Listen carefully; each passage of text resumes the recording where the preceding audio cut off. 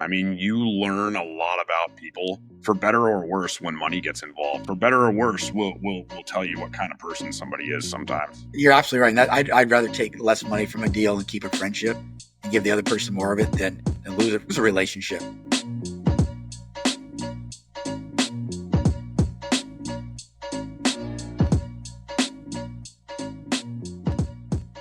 What is up, everybody?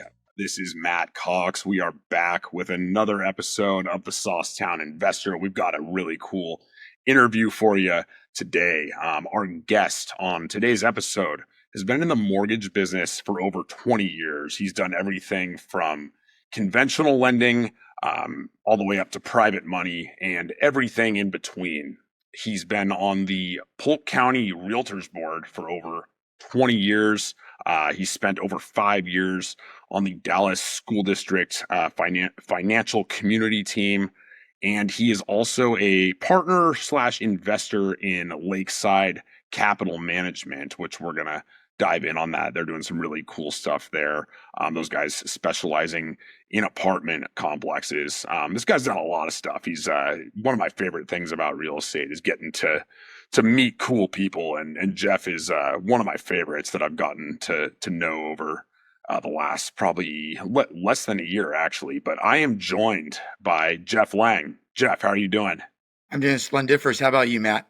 I'm doing great, man, and even better now that you're on here. So great to have you, and thanks for making time for us. No, thank you very much for making time for me. I appreciate it. Absolutely. So Jeff, let's bust right into it. Take our listeners through a little bit just of your upbringing and background. You know, where you grew up, when you came to Oregon, and then kind of take us from that into how you first got into real estate. Yeah, I grew up in Southern California and went to a private high school, and then went to Cal State Fullerton, graduated with a marketing degree with a minor in psychology, which psychology actually helped me a lot throughout these years, obviously, especially when it comes to relationships and everything. And then my wife and I got married in 96. Hopefully that's right. So if she's listening, hopefully got that year right. And then moved to Oregon. I think it was like 96, 97 in that ballpark. And started working with the Bose Corporation shortly after that, and worked my way up there. Worked in the stores for a while, the retail stores, which are now shuttered. Then became a regional training manager. I was traveling, gosh, probably 46, 45 weeks a year, 3 to 5 days a week, traveling, doing that stuff across the country, which was a great, great experience. Just being around a lot of different people, helping people learn how to sell and create relationships, and creating the wow factor when dealing with people. And then just we had a son in 2000, and then just realized that it was kind of hard to be away for that much of the time, and I was missing seeing my son grow up a little bit. So I had some really good friends that were in the mortgage business in California, and they'd always tell me, Jeff, hey, you'd be great in this business. You just got the personality, and you love to help people, and it's one of the biggest investments of people's lives, and you just really help people. So it was a great time at that point. So then in 2004, I remember late 2004, and those were when the interest rates were 6.5%, 7%, and we were going through a refi boom then. And people at the Bose Corporation I was talking to, I remember I was in Las Vegas at a meeting, and they're saying, "You're crazy for leaving. It's a refi boom right now. It's going to be over with. You're not going to make any money." But I pulled the ripcord and made the transition in late January 2005. And it was the best move for my family as well as myself, is the career path has taken me to where I'm at now. And it just really opened up a lot of doors for me and everything. So it's been a great journey. And the amount of people that I've met has just been great, beyond expectations. Yeah, so you started doing that in '05. That feels like, I mean, I was not doing real estate back then. In fact, '05, I graduated high school in '08, but that seems like, I mean, they were loans. Anybody that's, knows the story back then, they were giving loans out like crazy. I mean, that seems like a good time to get into the business, right? Yeah, well, you made me feel really old right about now, Matt, when you say you just I graduated, didn't so I mean to. appreciate that. No, I understand. No, Your son. I talked to your son the other day. He made me feel old, so we're even. I appreciate that. No, actually, yeah, 2005, so 2006, 7, 8, that's when the mortgage collapsed and everything. But yeah, you pretty much could fog a mirror and you could get a loan back then. And it was kind of the wild, wild west as I look back on it now. And that's why people ask me all the time, when's the housing market going to crash? And I just say, I don't necessarily see it happening because you have to qualify. You have to qualify for loans still, for the most part, with conventional loans and FHA and all that. You have to qualify. And people are still buying homes. They're always going to buy homes. And even with the rates where they're at, the housing market is still increasing a little bit. So I just don't see that happening. But you're right. It's a big difference over the last 20 years, or 18 years since 2007, 2008. Yeah, I see that whenever I go, I've bought, quite a bit of real estate myself, and so I'm doing loans all the time. And whenever I go to get a loan, I'm like, man, this is quite a pain in the ass to get this loan done. And on one hand, it's like, God, I wish this was easier. I do these all the time. I'd like to be able to get loans more quickly. But on the other hand, I'm like, this is encouraging. It's the way we collapsed the housing market last time was by just giving loans to everybody. So I think it's more of it's a feature, not a bug. That it is kind of hard to get a loan, and they do want all this documentation because we've been down that road before, and it didn't end well. Right. Yeah, I feel like I'm asking people for their firstborn at times sometimes. And some of my, really good clients and stuff kind of feel the same. And, but they, for the most part, they understand why it's going on. But I also feel bad for them. I think right now we're guilty till proven innocent. But again, like you said, at least we're not going down that wrong path of the housing market again.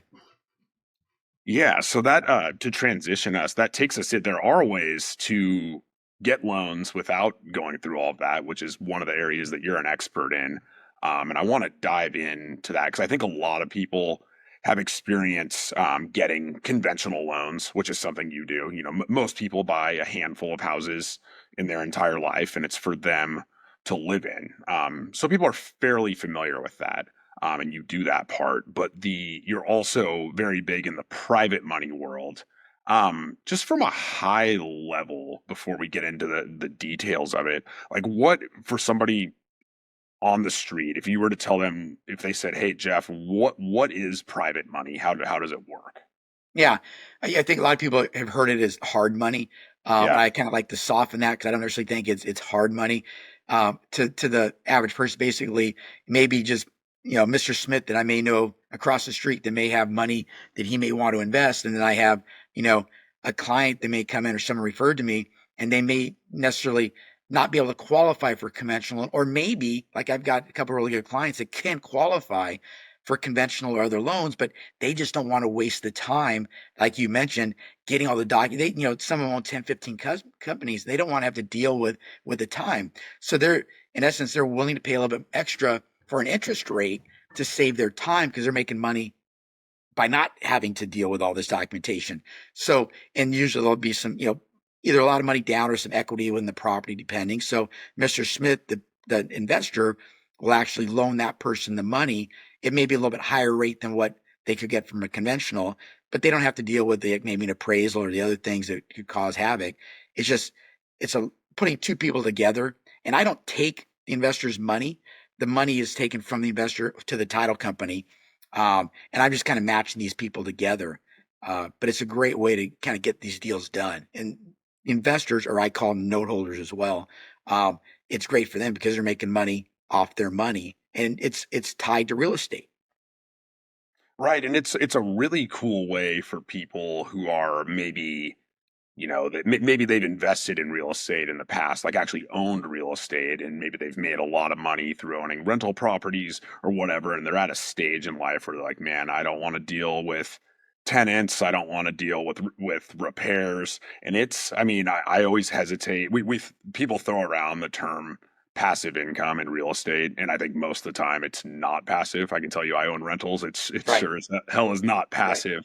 But if you're at that stage where you've got a bunch of money sitting around, it's pretty close to it to passive income as you're going to get Yes. in real estate. Yes. You're absolutely right. One of my the people that invest, they own a company, a couple companies out this way, and he had come to me probably about a year ago, say, "Hey Jeff, I'm looking for passive, ways to make money." And so I kind of told him about this, and and he liked it. And so we've done a few deals, and he says, Jeff, that's probably as close to passive as we're going to get.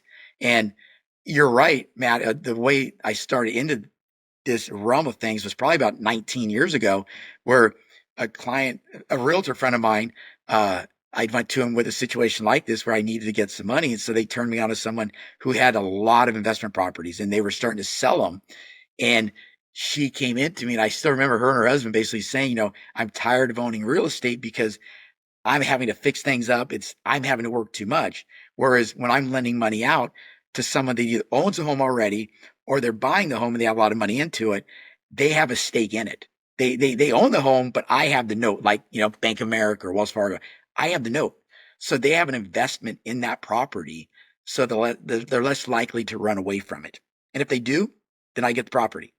So it was kind of win-win for her, but that's when it kind of all started, and then really has taken off probably over the last 10 years, 12 years.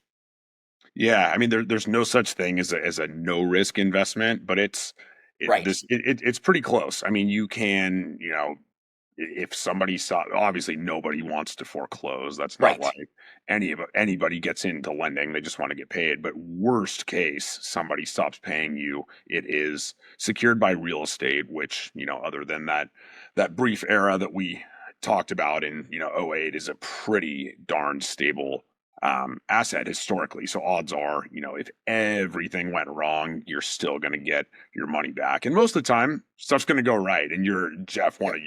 I know that that's your job essentially is matching your investors or your note holders with people who are going to pay them back, right? Obviously, you're not setting them up with people who you think are a risk.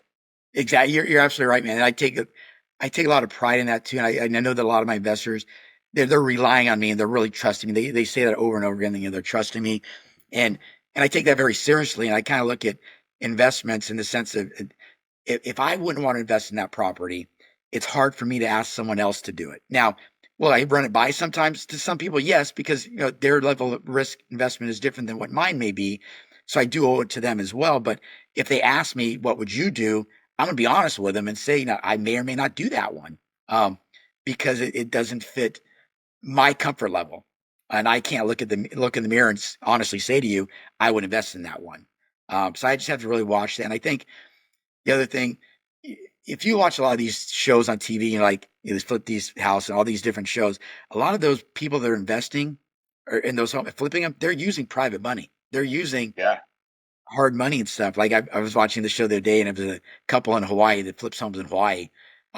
And they talk about all the time the holding costs, and they're using private money almost every single deal on those because it's easy for them to get the money quick and turn things over quick. Yeah, and you touched on the piece with hard money versus private money. A lot of people think they're the same thing, and they in some ways they are. But I've gone before I started working with you. I would do hard money, and it's almost as hard to get one of those as it is to get a conventional loan. I mean, they want. I swear they were asking for my third grade report card at one point while I was doing that, and yours is it's way more relational. I mean, you're setting people up with, like with me, for example. I know I've done what, probably 4 or 5 of these with you, Correct. but you'll build the relationship between me as the house flipper in this case and the note holder.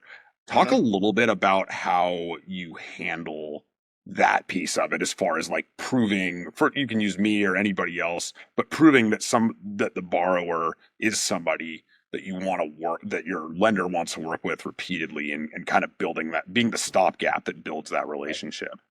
Yeah, no, I appreciate that. So, I think one is the separates me from like the hard money per se. Is I'm not managing someone's money, so I'm not using that money and investing it. I'm, like you said, I'm just creating a relationship with a couple people. And so I'll give you an example. Like I remember someone we know, Carter. He Yeah, referred me to someone down in Arizona, probably about a year and a half ago. I think it was around November of 2023. And Carter referred him to me. He said he was a great guy, just like Carter referred you to me and said he was a great guy and everything. But I didn't know this person out in Arizona, and Carter had just known him for a short time. But he seemed really reputable and stuff, and great guy. And so, and the loan was going to be small, so I talked to my wife. I said, "Why don't we just do this one? Because I want to see what this guy's really like before I have someone else invest the money, because I don't know who this guy is.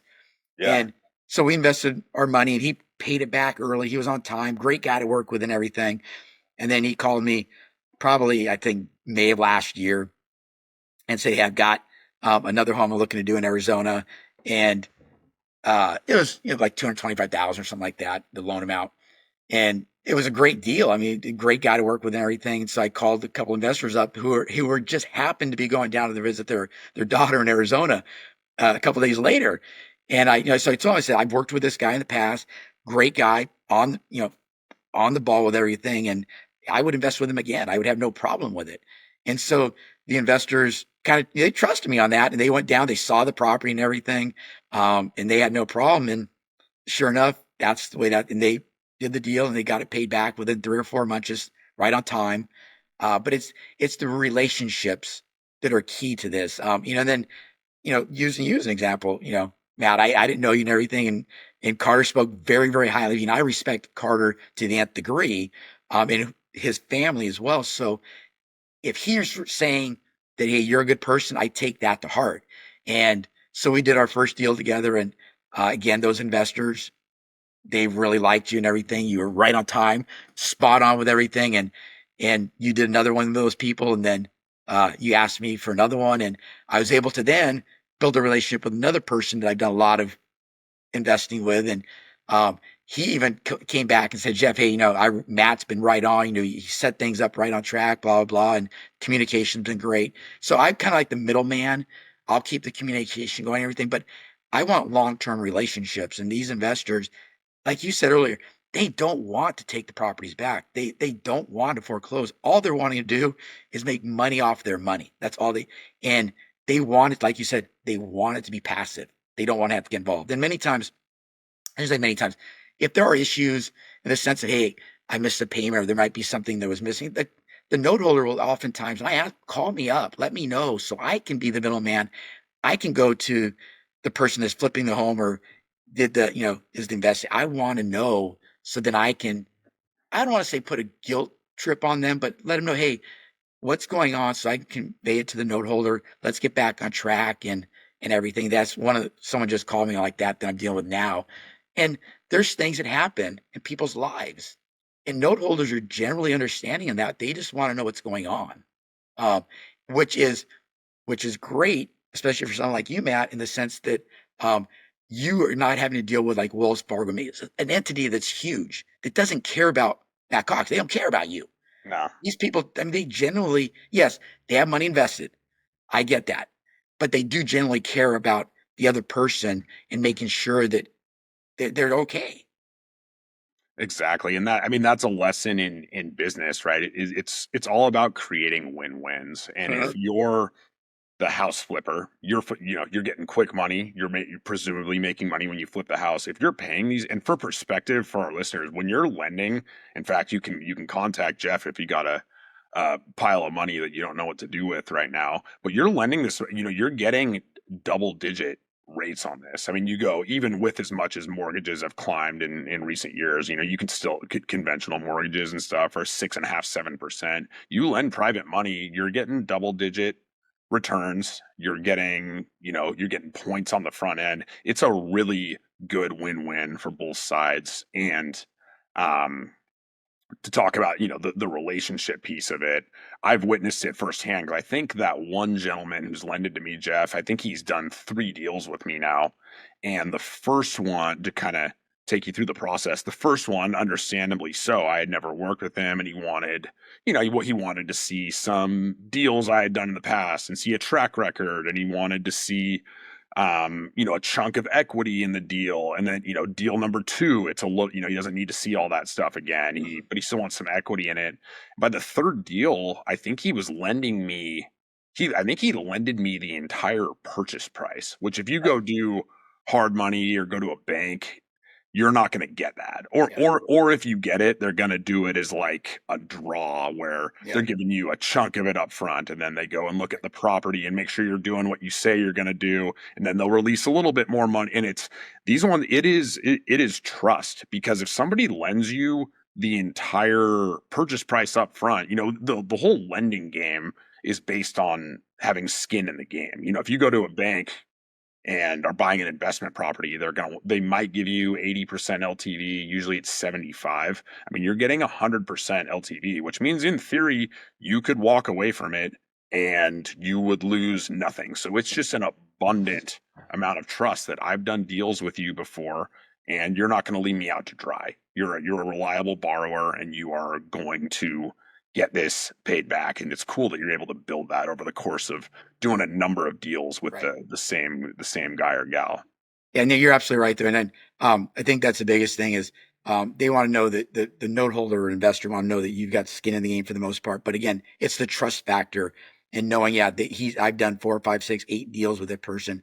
He's never missed payment. The communication's great, whatever it may be.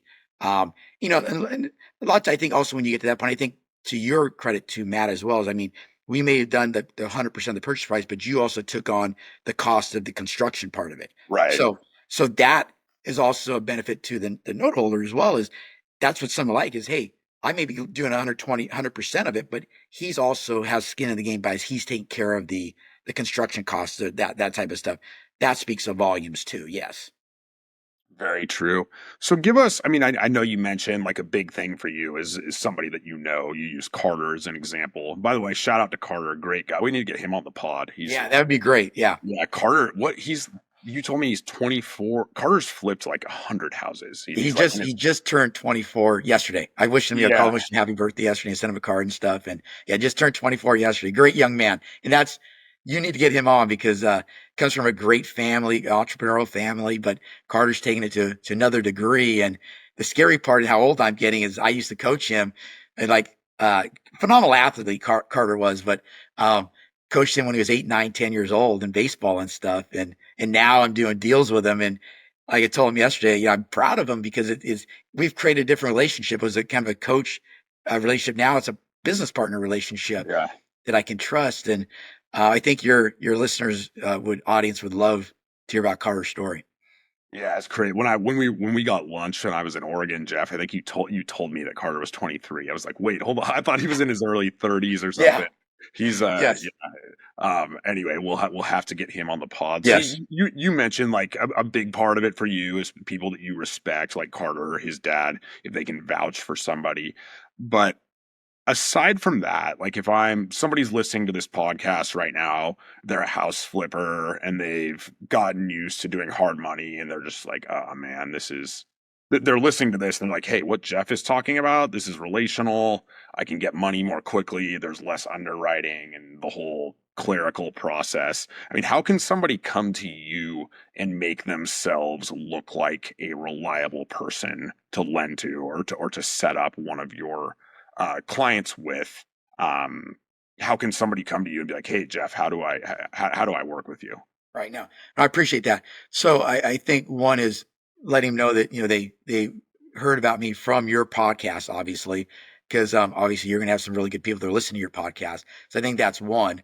And then kind of like with you in the sense of it's relationship. I mean, we built a relationship. We talked for a little bit, got to know you a little bit. You sent me probably a lot more documentation on that first deal, like your tax return, that kind of. You sent me stuff that you know I needed to see so I could prove to my clients. And I don't necessarily show my clients that information, but because they don't care about that. They want to know that I viewed it and I was able to kind of underwrite it and say, yeah, he's got the assets or he's got the whatever it may be, the ability to repay. And I think that's it, building that relationship with that person, talking to them, seeing what they've done in the past. And then, I'll ask them for a little more skin in the game with the first couple. I mean, to Yeah. make sure that it is what it is. And then my wife and I may invest in you the first time or whatever it may be, or go partner with someone. I've done that in the past as well as, I may partner with a couple other investors in a first one to make sure that they see that, hey, I trust this individual. I'm going to put my own money into it.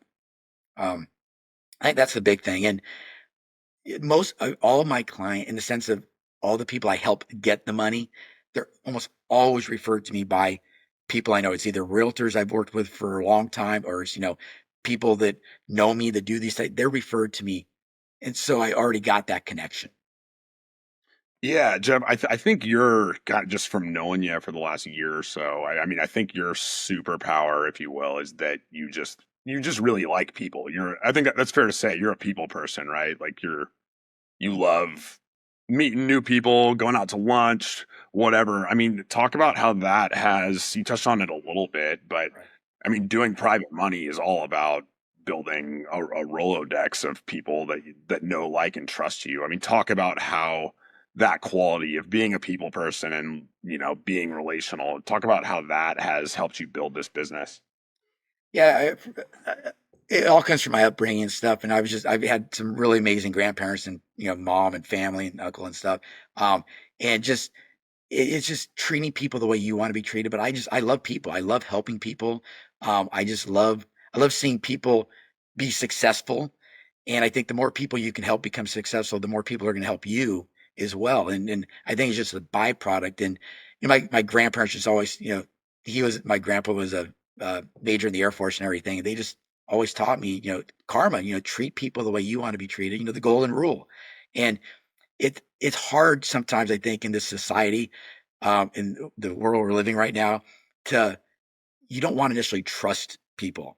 But I've always told my son, I'd rather you trust someone and be a naive to a degree, because I want you to trust people and not be fearing people. And you're going to get burned in life. All going to get burned. But at the same time, I'd rather go through life loving people and trusting people than the other way.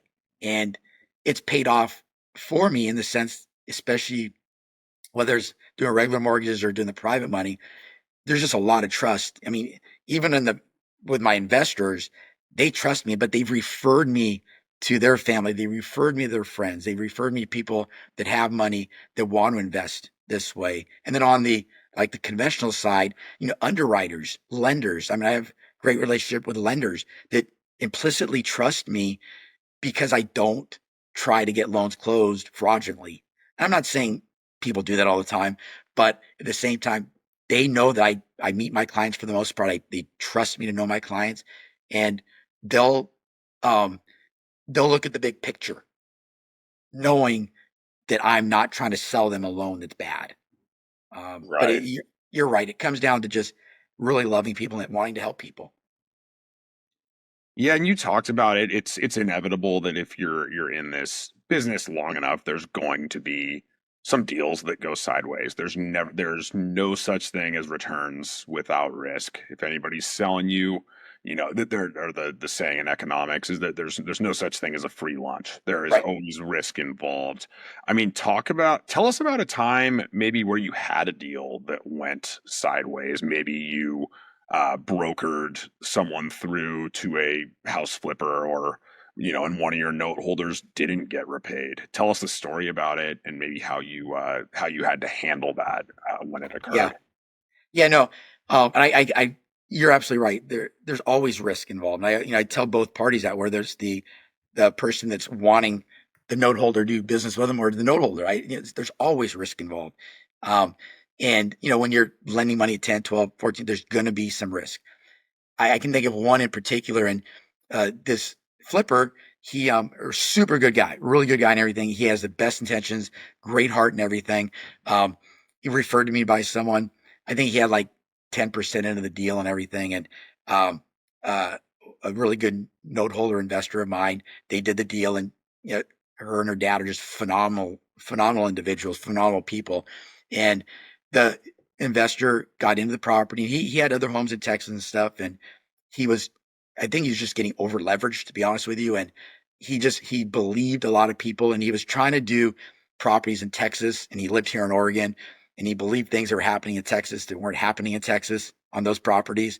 And the home here, he ran into some situations here in Oregon with this acreage and stuff. And he got, he made a few payments and then started getting behind. And to his credit, and he was very honest with me, and he said, Jeff, hey, yeah, I just can't keep going on this way. And he was struggling. I mean, he really was. And, but he told me, this is what's going on. Can you help me try finding a buyer? We couldn't find anyone that could, to buy him out or anything. And so I went to the note holder, and, that was doing it, the daughter and father, and told him the situation and everything. And they understood what was going on, and they tried helping as much as possible. But bottom line is, they just asked if this individual that, you know, that owned the property would kindly just give the property back to him. I mean, they had legal rights to it and everything, but not go through the whole Yeah, foreclosure when the proceedings and whole everything. foreclosure can take Yeah, months, like exactly. legal fees and all that. Yeah. Right, exactly. And the person, easily turned it over and signed it over and everything. And I think I've had, gosh, probably in 18 years, I've seen that probably happen 3 or 4 times. Um, and another one I can think, the same investors, to be honest with you, it was a storage facility and stuff. And it actually turned out good for them because they actually took the property back. And I think in the end, they ended up making more money off of it once it got through everything. And I can think of another one as well. Same type of situation. They um, took it back. Actually, no, they were bought out. They were the second lien on it. They were bought out by the first lien, but got more money for it. So it actually worked out better for these parties. But that's not always the case. But you have to be willing to know if you're going to invest that you may have to take a property back. You may have to foreclose upon someone. It is a business deal. Yeah, and that's a lesson there from your borrower for people out there because there's been, these last few years with rates going up, people get it, the locked in 4 or 5 year debt, 3, 4, 5 year debt when rates were 3%, and then they got a refi at 7%, and people's investments are blowing up. I mean, I hear Right. this story constantly. It's all about communication. The people that get angry and that sue and that go scorched earth, it's because they're not being communicated with. Right. If you Hmm. go to your investor, nobody's going to be happy their investment Right. went sideways, needless to say. But if you communicate with people, generally speaking, most people, and I'm sure, Jeff, you work with a lot of awesome people, most, good people, they get that things happen. There are market conditions that change. There are life situations that change. But if you go, stuff starts going sideways and you stop answering your phone and stop um, communicating with people, that's when people get really angry. So, I mean, that's a lesson for business, life. It's for everything. Is communication is everything, and most people are reasonable if you don't leave them in the dark and you are telling them what's going on. And it sounds like that's what happened here. And most of Yeah. your investors ended up whole or better than whole anyway because they got the property back Yeah. and it Yeah. ended up working out. Hey guys, we're taking a quick break, but before we get back into it, if you're enjoying this episode, make sure to like, share, and subscribe. It really helps us to keep bringing you more valuable content. And if you're on Apple Podcasts or Spotify, don't forget to leave a review. Please, it makes a huge difference. All right, let's get back to it. No, I think you're absolutely right. And again, I'm probably naive to this. I genuinely believe that most people are really good people, and they Mhm. just want to be communicated with, uh, and they want to know what's going on. And I think there's a level of trust, but communication is key. And I mean, you see it. I mean, I see it all the time. I hear it all the time. It's a lack of communication, and that's where the frustration begins. I mean, I'm dealing with them right now, and I called an investor up and say, "Hey, did this so and so pay you back yet?" And I thought they'd been paid back because it was supposed to close a month ago. Uh, and they said, no, I haven't gotten paid back. I said, why didn't you call me? Well, I didn't want to bother you. He said, no, I want to know. So I immediately texted the person that owned the property, I think last Thursday or Friday. He didn't text me back. So I woke up Sunday morning, like, oh my goodness gracious, I haven't heard from the guy. So I emailed myself that morning, like 3 a.m. Hey, remember to call so and so. So I called the person that owned the property yesterday morning. Didn't hear back from, left a message, didn't hear back from him. So now I'm starting like, what's going on here? First instinct is, well, I'm not very happy. I'm getting a little ticked off, but at the same time, on the softer side, I'm thinking, oh, hopefully he's okay. Hopefully everything's okay with this person. And then he's called me a couple of times right now, um, which is great because at least I know he's communicating with me. He's trying to get a hold of me. So I can communicate with the note holder. But you're absolutely right. Just communicate with me. Communicate with the note holder. Um, I think that's the biggest thing. Absolutely. So we've talked quite a bit about your lending side of the business, but I know you're investing in real estate as well, not just brokering debt, but you're owning some deals now. I want to get into. I know you're doing some big things with Lakeside investment, which we'll get into, doing some larger apartments and things like that. But you did tell me before we hopped on, you did own one rental property back in the day. You don't own it anymore. But tell us, I think you said it was a duplex. Tell us the story. How'd you find the deal? Where is it located? What's was it good? Was it bad? Tell us the whole. Give us the rundown. We got a lot of deal junkies that listen to this podcast, and they'll be interested to Yeah. hear about your first deal. Yeah, no, I think well, it was actually probably my second deal, to be honest with you. The first one I did years ago, we bought a junker house, my wife and I, and fixed it up and everything. We held it for a few years and sold it. We made a good profit on it. I mean, it actually helped us pay off the debt we had at our time. That was in Lincoln City, Oregon, which was great. I had to get my wife on board with that one because it was horrible. We had to jack the house up and everything, but we were in debt at that time and we didn't want to file bankruptcy or anything. So this was a great opportunity for us to buy something and then pay it off, sell and pay off our debt and everything.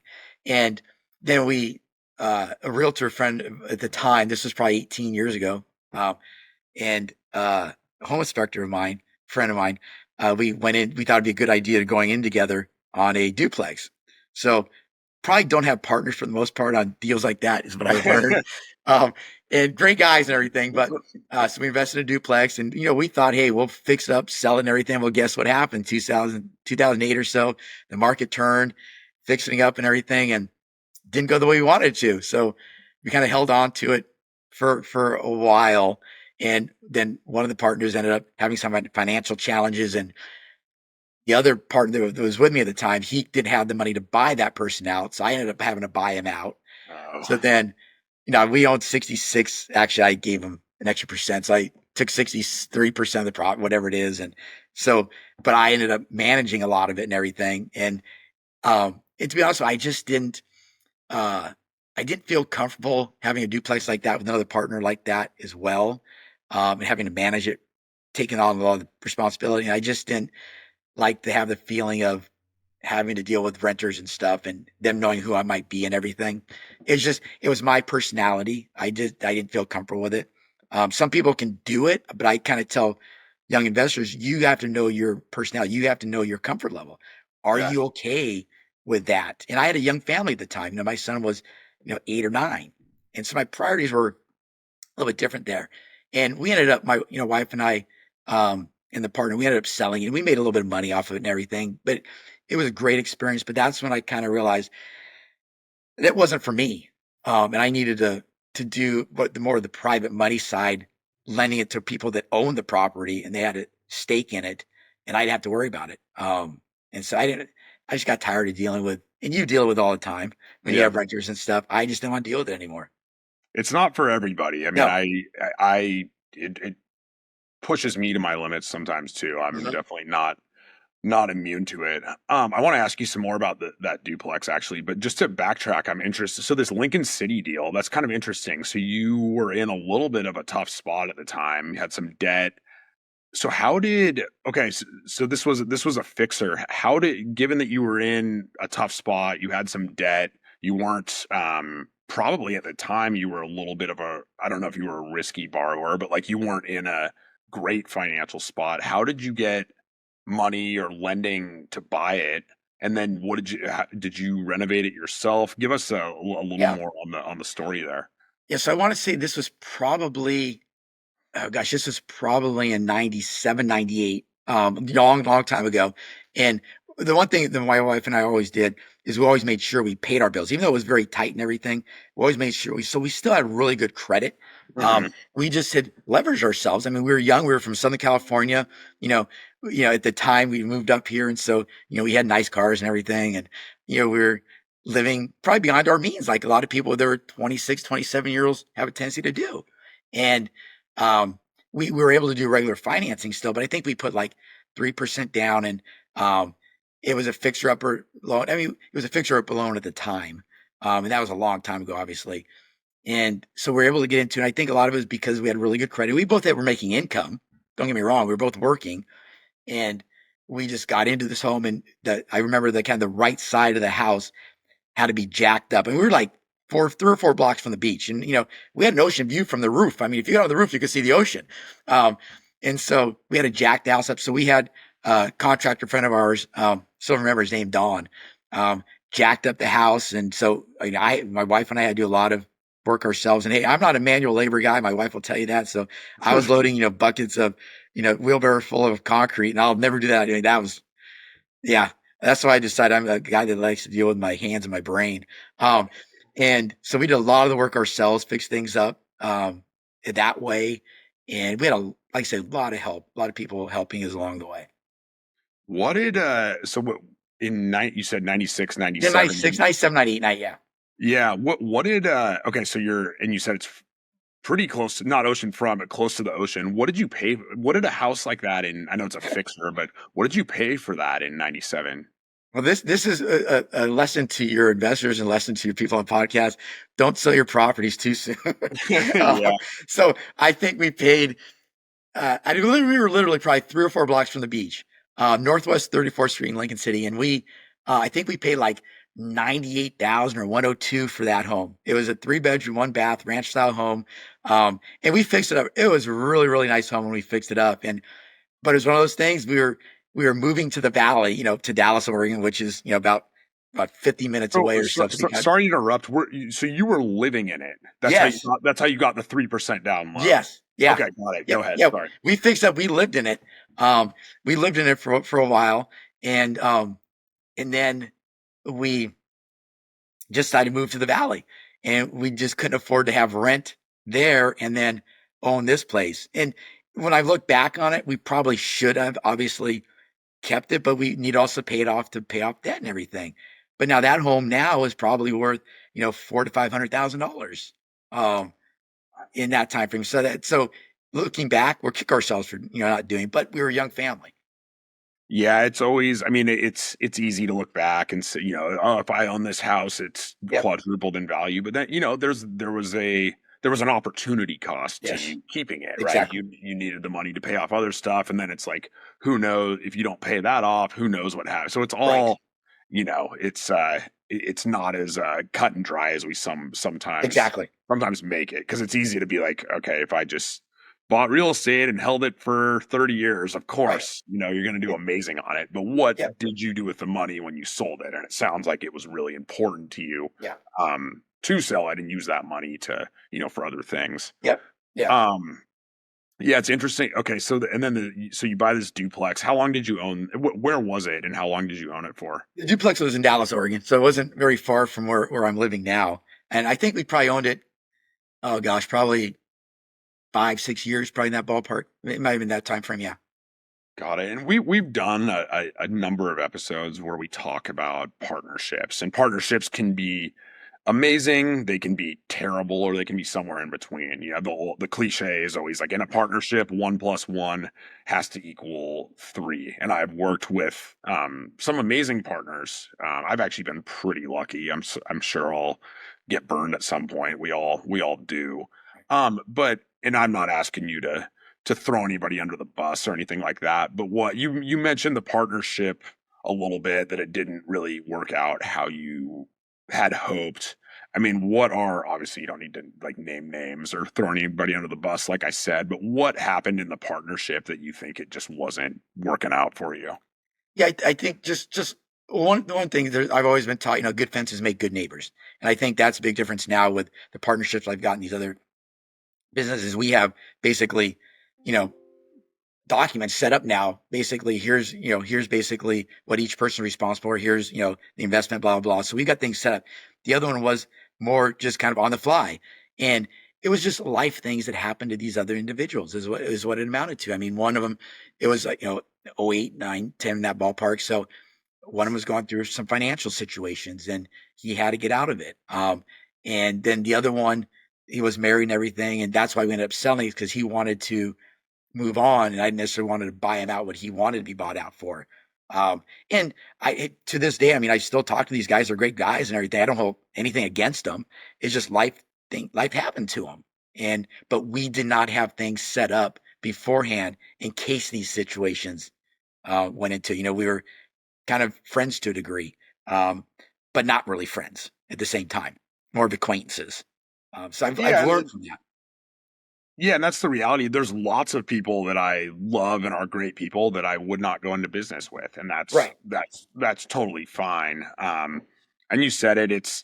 I think what makes good partnerships. I mean, you got to have your paperwork in place. I think what I hear a lot that crushes partnerships or LLCs or whatever is when rules aren't clearly defined and there's ambiguity. There needs Right. to be a feeling that everybody is bringing something to the table, whether that's Correct. money, whether that's bringing the deal or whether that's, handling the operations. But when it feels like that gets out of whack and somebody, one of the partners is having to do way more than the others, or when that gets imbalanced, it can create resentment, and that's when stuff can go sideways. So for those listening, just, I mean, like Jeff said, make sure you document this stuff. And partners, again, I'll say it, partnerships can be awesome. I'm in lots Right. of partnerships. They can definitely add value. But you need to be careful, and you need to don't always think about the best case scenario. I know, Jeff, you're a very you talked about it earlier. You like to see the best in people, which is a really good way to look at life. But you also want to know, hey, when our roof shot and we need to cut a check for 25 grand, how's that going to make you feel, right? Right. When you're making money, everybody's happy. That's exactly So right. Yeah, absolutely right. And and the partners I've got in, either the mortgage business or Lakeside Capital Management, we're good friends and we're really good friends, but we've also stated up front. I mean, the business part of it cannot affect the personal part of it. And so like when we go out on personal, it's personal. We don't talk business. I mean, and so we've really clearly defined the roles, but we put the friendship above. And some of the best friendships are built from a business relationship. Um, as far as I think Buffett talks about that too, is I mean, some of the best relationships are built off of business. Um, and but you're right. I mean, you just clearly define roles. But at the same time, I'm an optimistic person I think by nature to a degree. So I want to see the best in people. But you're gonna, like I said, you're gonna get burned at times, but learn from them. And I try not to hold grudges. And the partners I got in the different businesses now, I think the world of them. yeah, I mean, you said it, Jet. Like you can make good friends through doing business with them. I mean, you learn a lot about people for better or worse when money gets involved. I mean, Yep. when stuff goes sideways and your partner is lined up in the trenches with you and says, "All right, we're gonna this sucks, but we're going to handle it together. We're going to pay for this. We're going to handle the problem." That's somebody, you want to do business with. That's probably somebody you want to be friends with. That's a good person that you can rely on. And when somebody, we touched on it earlier about communication, when stuff goes wrong and, the guy or gal you're working with stops picking up their phone, that probably tells you something about them as well. So money, for better or worse, will tell you what kind of person somebody is sometimes. That you're absolutely right. And I'd rather take less money from a deal and keep a friendship and give the other person more of it than lose a relationship. Because I think long term those relationships pay off. Absolutely, and your career's been built on that. I mean, that's Yeah. what private money is. It's all about relationships. So tell us a little bit. You opened. You started talking a little bit about Lakeside, but tell us. It's really cool. You told me all about it at lunch when I was in Oregon. But for our listeners, tell us a little bit about what you're doing with Lakeside, and maybe I forget. You guys have a couple projects going right now. Tell us about that. Great. Yeah. So it's Lakeside Capital Management. And a good friend of mine, it's actually Carter's father, good friend of mine. We've known him for years, coached baseball with him and stuff. So we built up a relationship outside of business. But I always respected him and his family, but especially Mark and his wife and what they've done on the entrepreneurial side with their companies and how they built it. And we always talked about probably doing something together at some point. And we were at dinner probably a year and a half, 2 years ago, and he had an opportunity presented to him. It was a big, gosh, a 225 unit apartment complex. It still isn't even built in Salem. But they'd come to him asking if they want to invest. And he knew that I had quite a few investors that might want to do something like this. And so he kind of proposed it to me. And we probably took a few weeks, kind of thought about it more. And then we had lunch together and started thinking how we could do something like this because we didn't want to come up with the kind of capital they were talking about. And so we started initial discussions with that company. And Mark and I, you kind of hit it off with these people and stuff. And we liked what they brought. But then at the same time, Carter introduced us to another uh, company that was going to do a smaller scale project in Lebanon. And they didn't need as much capital at the time and everything. And it was pre-construction. Basically, they needed pre-construction money, this and that. And so they came to us. Mark and I met with them, really liked that party as well in Lebanon. And then Mark and I said, okay, well, let's bring in who I think would be a good investor. So you talk about bringing things to the table. So in this case, Mark has a lot of business acumen. He's very, very smart with numbers and everything. And I had the contacts. Not that Mark didn't have the current contacts. I just had some that really trusted me to use, help them find some places for their money. So we met with this individual, this couple, this family, and they liked the deal and everything. So that's kind of where it started, was with that deal in Lebanon and putting that together. So we didn't take their money directly. We created another company that was for that particular project. So these investors put that money into that project. We created basically an LLC. We created all the documents, had an attorney draw up and everything. So again, everyone's roles were defined, and how each person was going to get paid, and what was the investment, blah blah. And again, the risk of it all. But then because the relationships led to the bigger one in Salem, which we invested in with a few other people. Again, same concept, set up an LLC in that one. And then, so there's two other deals where another one we finished as well as doing, and then we're starting another one as well. But that's when we formed Lakeside Capital Management so that we could do these type of deals. But again, it's relationships and knowing people, bringing people to the table. So we all have our roles. Where is this one in Salem? So 225 units. That feels like that feels like it might be the biggest apartment complex in Salem. I mean, you don't. That's Yeah. huge. Where is this? It's going to be a big one. It's off of I think it's Kubler and Lone Oak. So I think it's going. I'm horrible with directions, but I believe it's going west away from Costco off of Kubler, and Okay. yeah, so it's going more toward like Monmouth Independence area, where you're more familiar with. Yeah. Um, So my parent probably close to my parents' house. They're out yeah, there on Viewcrest. I Yeah. think it is. Yes, it's going to be a beautiful complex. I think it's 225, 234. They're going to have like a convenience store. They have stuff. It's going to be kind of a state of the art thing for the Salem area. It's going to be great. I think they're going to start construction. We were just talking on the phone with them yesterday. I think they're starting construction late this year, if not early next year, is where they're starting. So we did some of the pre-construction financing on that one. So that's good. So that's more risk on that. But again, higher rate of return. But again, our investors are counting on us to make sure we're doing our due diligence and making sure who these people are. And it's a great group that's putting the project together. It's phenomenal, great track history. They've done a lot of uh, assisted living homes, retirement homes in other states. And are your investors on that? Are they debt, equity? What's the capital stack look like on something like that?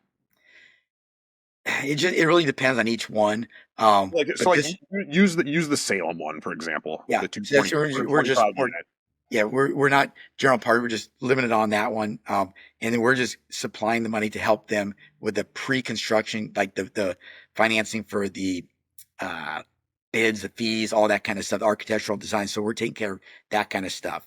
But then we can roll over into a bigger portion of it when they start the construction part of it next year. Um, on that part of it. Okay. Interesting. Yeah. And so that breaks ground, you said hopefully late this year, early next year. Mhm. How long does it take to finish something like that? I have no idea. Well, that was probably going to be 4, 5, 6 years, but the hold on that is going to be more like 10 years. So they're probably going to hold it for, unless something comes up, 8 to 10 years. So investors in that, they'll get a small distribution. I think on that one, it might be 8 or 10% pref. Plus, once it's fully occupied and everything. So they're going to get some money distributed through that time frame, and then the sell at the end at the 10 years. But that's that particular one. Got it. Yeah. Cool. We'll look forward to seeing that one come up out of the ground. That is Yeah. a sizable project. It, Yeah, it's that's got to be the big. I swear that's the biggest apartment in Salem. it's one of the bigger ones, but it's great, especially for most of my investors are around these areas. So it's great for them to be able to see a project like that going up. Like the investors, then the one for Lebanon, they love seeing it because they're leaving a legacy in the sense that they helped create this, they helped fund something like this. Um, and so those people, they can see I think that was like 40 units in Lebanon, but seeing that go up, and for me, seeing it go up and seeing pictures and stuff, it's really cool to be involved in something like that. No, that's awesome. I miss it living out here in New York and all my stuff's on the back in Oregon. In fact, I had a blast being back there and actually getting to see my stuff that I'm working on. So I definitely miss that. Um, You could we tell that. talked. You could tell you're like a kid in the candy store, man. It was great to see your energy at lunch talking about those things. It was cool for me because I can share that with my investors, man. Like he's got passion for this. He's energized by this type of stuff. So that's cool for me. Oh yeah, it's fun walking project. I tell people it's not that hard to run the business from out here, but it's just not as much fun. It is more fun being able to, that's part of the fun of real estate, right? Like you can buy stocks or whatever, and it's just a ticker symbol. Like you Right. real estate, it's a physical, living, breathing thing, and you can walk it, and that's the fun part of it, and I do miss that sometimes. You're absolutely right. I mean, when you were sending me videos and you're taking from your cell phone and sending me videos and stuff, I could see it in you. But then I took that and just forwarded it to the investors so they could see it as well. They could see what's going on. That speaks a lot. Like you said, like a ticker signal on Wall Street. Yeah, you don't. It's not tangible. Yeah, Investment, you can see what's going on, and to know you've helped someone do that. That's a lot. That's great. So money's great, but it's great seeing people create wealth. exactly. Hey, so I wanted to ask you because we talked about this at lunch as well. I think one of the reasons you and I hit it off is because we both just like we're super like curious. We like learn. We're just. I think you're. I think it's safe to say you're a lifelong learner. I mean, we were talking about entrepreneurs you learn from. You read a lot of books, you listen to podcasts pretty constantly. We were talking about a few of them at lunch. Do you have anybody or maybe a couple people that you kind of point to as your biggest influences or people that you've learned from? Gosh, I mean, I'd probably say my uncle was a big influence on me. My grandparents were great influence as far as helping me be a person, be a human being. Um, and then my other uncle, Steve, he's been a great influence, entrepreneur as well. But then I think my partner, Mark, I've learned a lot from him about business last few years. And then, to be honest with you, my son, he's 24 years old, but he's so much further than I was at 24. He shares constantly different podcasts, different things. So he's pressing me to keep learning because if I'm going to keep up with him or I'm respecting him, I got to know what he's listening to. And then, Carter, being 24 years old, these younger kids, doing great things are pushing me, um, even harder because I want to be on the same wavelength as them, but I want to help them grow. And the only way I can do that is keep growing. And one of the ones I've listened to a lot lately is like the Founders podcast. Yeah.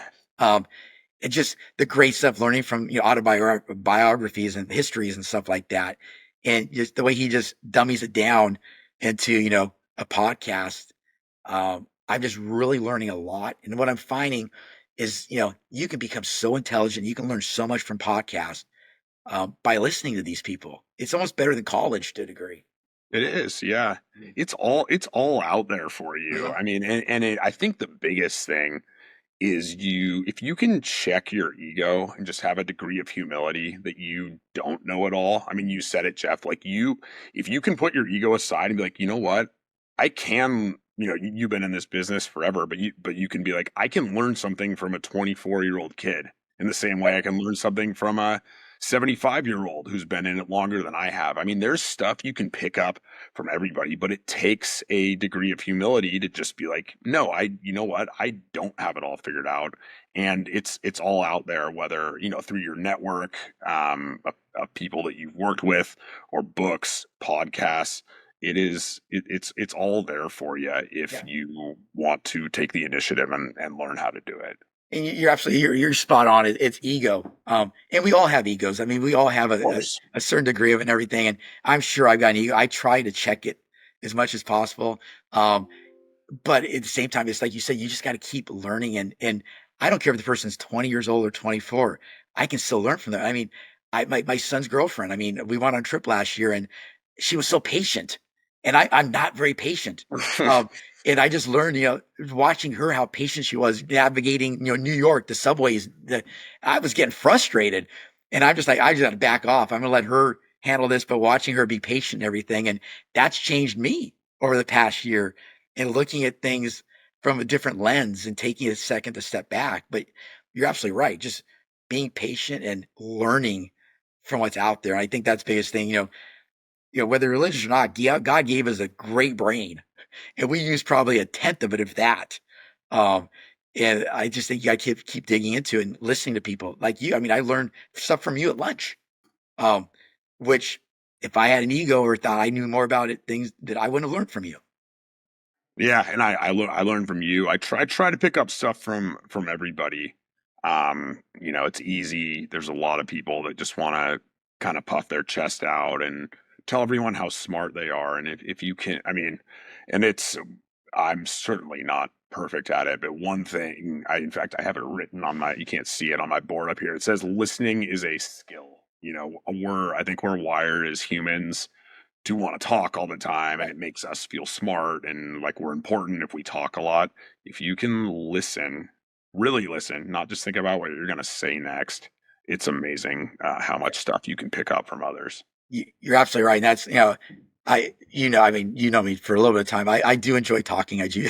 Um, but at the same time, I'm trying to be more like that now. One of the things that, from the Founders podcast is, the most interesting people are the most interested. Yeah. Um, and I think that's what I've always tried to be like that, but I just realized now you've got to listen more than talk and really, people want to know how much you care before they care how much you know. And I think if you can show you're genuinely, and people can see through it, that you're genuinely interested in them as a human being and not worried about what you're getting from them, that you're genuinely interested in them, it goes a long way.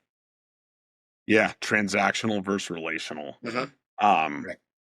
all right, Jeff, before we get you out of here, I do have a few final questions. You're a really interesting guy. Aside from, we've talked a lot of business. What do you like to do? Do you have hobbies aside from the stuff we've already talked about? Oh, that's a great question. um, I like playing golf and stuff, but I don't play as much golf as I like to and everything. Um, this is going to sound weird. I just thoroughly enjoy helping people and giving back. So let me give you an example. So, an individual, he's been a key factor in my son's life and helped him on the baseball side for 15, 16 years. He used to play Major League Baseball and everything. And he's just been a great mentor to my son. And so he gives lessons during the fall when he was, not doing baseball and stuff. And now that he's retired, he gives it on weekend, on Sundays, almost all year round. And he does he teaches about 30 to 40 kids on a Sunday during the holiday, during the winters and stuff. And so, You're talking Decker, right? yes, yeah. Yeah. Okay. And so I go help him on Sundays because this way he can spend more time helping the kids. And I do like on all the manual stuff behind the scenes, getting the cages set up, getting the next drills set up, getting things set up so he can spend time. But I, I love helping him. And we kind of joked because we went out to dinner the other night and he asked that, what's your hobby? And his wife kind of chimed in, Dad, his hobby's helping you. Um, but it's great because I love helping him because he's given so much to my son, but we built a friendship. His wife and our wives, we built a friendship now by helping each other and giving back. And there's no money exchange. It's just wine help. And I joke, but that's kind of my hobby. I love helping him. And then other people around. I mean, I'm just really involved with helping. So I, I love water skiing, that type of stuff, but I don't get out and do it because I spent so much time, um, with my son. I want to spend time with him for the years I've had with him. That I just haven't done a whole lot like that. And it sounds bad, but at the same time, helping people is what I love. No, it's awesome, and I know it's genuine because I see it from you all the time. Hey, I got to ask you this one because I know we're both huge baseball fans. Do you have who's your all time besides Decker? You can't cop out and say Decker. Who's your favorite all time favorite baseball player? Gosh, that's a great one. If I want to say if I said it for my son, it would be Derek Jeter for my son, but I'd have to go probably older school just because I just remember that like the Anaheim Angels and stuff way back in the day. Um, but I'd say probably I'd go like Cal Ripken. Okay, because of that's what a he good one. stood for. Just hard worker, grinder, always going, and never took a day off. Um, I would probably say I can relate to that in that regard. I'd probably say he's probably one of my all-time favorites. Yes, for that reason. And then from like you say Decker, I'm not gonna say he's my all-time favorite, but grinder, blue collar Yeah. worker. And I think you can learn so much from people like that. And you see it. But to answer your question, yeah, probably Cal Ripken, and then probably favorite baseball team growing up would have been the Angels. Um, growing up down in Southern California, but then we've become Dodger fans and Giants fans, and I'm sorry, not Dodger. I apologize. My son got mad at me for that. Yankee fans, Giants, um, and even Red Sox fans to a degree. Yeah, Cal Ripken's a good one. I think that's my mom's all-time favorite baseball player. I remember being a little kid and my mom loved watching Cal Ripken play. Yeah. Um, okay, couple final questions. You kind of touched on this one with the Founders podcast, but I ask everybody that comes on this question. What's the best thing that you've read, watched, or listened to recently? And it can be like businessy, or it can just be something that you found entertaining, like a cool show or whatever. Um, gosh, probably. One we've been watching the on Netflix Red Sox documentary, The Clubhouse. Oh yeah. Um, and I've just been watching that because it's very interesting to me, knowing Steve Decker, but seeing the inside of a clubhouse, but also the mental part, the mental grind that these athletes go through, not just baseball, but all these documentaries that deal with that, the mental grind of, and how great these athletes are, but how much work and time and effort they put into to crafting it. But then the way they're treated by the public when they make a mistake or whatever it may be, not realizing these people are humans. And a lot of them are taking it personally. And I think like Jared Duran and some of these guys, I mean, the mental part of it, it's brutal, and they're just human beings. And I think when I look at that, it's like it makes me realize how mean people can be, instead of just being compassionate for people at the same time. And another thing I've been seeing is like these daily clips from, you probably heard of Ryan Holiday. He did these stoic things, Great but they're like, writer. I have his book over there. Yeah. yeah, but he puts these things out and they're just minute clips and stuff, but they're just little snippets, but they're great. As far as those. And so I'll send those over to my son, because there are a lot of life lessons in those things. But I think those I've really been getting into, in the podcast, a lot, just learning a lot from those things.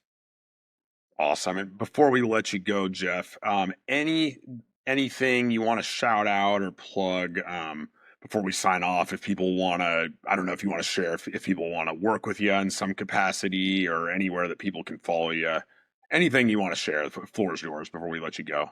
Yeah, I mean, I think if anyone ever has any questions or anything, even if I'm not going to help you per se, if you just have a question about something, I'm more than happy to help. Just give me a call. Happy to help.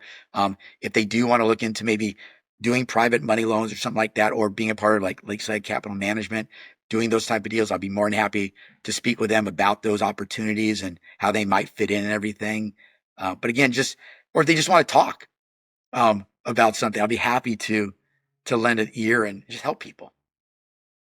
We'll leave it at that. Jeff, you're the man. Appreciate your time. Thanks for coming on the Saucetown Investor. Thank you for your time. That is a wrap for today's episode. Thanks for tuning in to the Saucetown Investor. If you got value from this, drop us a comment and let us know your thoughts.